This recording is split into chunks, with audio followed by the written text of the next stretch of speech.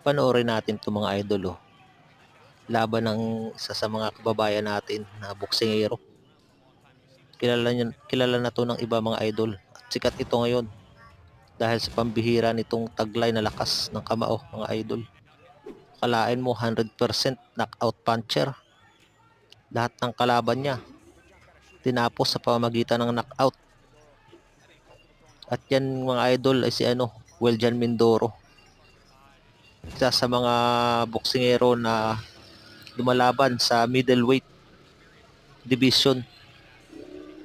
Kaya napakagaling nitong boksingero na to. Siguro ito na yung isa sa mga susunod sa yapak ng ating pambansang kamao na si Manny Pacquiao. At napakaganda kasi bihira lang tayo magkaroon ng boksingero na sa middleweight lumalaban. Dahil halos karamihan sa mababang division. Kaya ito napakalupit mga idol. Ayun, sobrang lakas ng kamao nito. Talagang knockout lahat ng kalaban niya. Boom! Yun.